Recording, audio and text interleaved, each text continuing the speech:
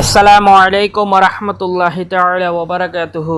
கண்ணியமிக்க அல்லாஹ்வின் நல்லடியார்களே, பெருமானார் ஸல்லல்லாஹு அலைஹி வஸல்லம் அவர்கள் சொன்னார்கள், கியாமத் நாளில் முதலில் தொழுகையை பற்றியே விசாரணிக்கப்படும். அது பூராக ஒழுங்காக பரிபூரணமாக நிறைவேற்றி இருந்தால் அவனுடைய மற்ற அமல்களும் சரியாகவே இருக்கும். அது சீர்கெட்டு இருந்தால் அவனுடைய மற்ற அமல்களும் பூர்கெட்டதாகவே இருக்கும்.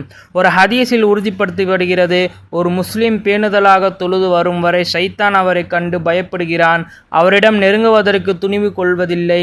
ஆனால் எப்போது அவர் தொழுகையை அவரை அரைக்குறையாக நிறைவேற்றுகிறாரோ அப்போது ஷைத்தானுக்கு துணிவு பிறந்து அவரை வழிகெடுக்க எண்ணி பெரும்பாவங்களில் சிக்கி வைத்து இருக்கிறான் என்று அல்லாஹு தஆலா குர்ஆனில் கூறியுள்ள இன்ன ஸலாத்த தன்ஹா அனில் ஃபஹ்ஷாஇ வல் முன்கர், நிச்சயமாக தொழுகை மானக்கேடான காரியங்களை விட்டும் வெறுக்கத்தக்க செயல்களை விட்டும் தடுக்கிறது என்னும் ஆயத்தின் கருத்தாகும்.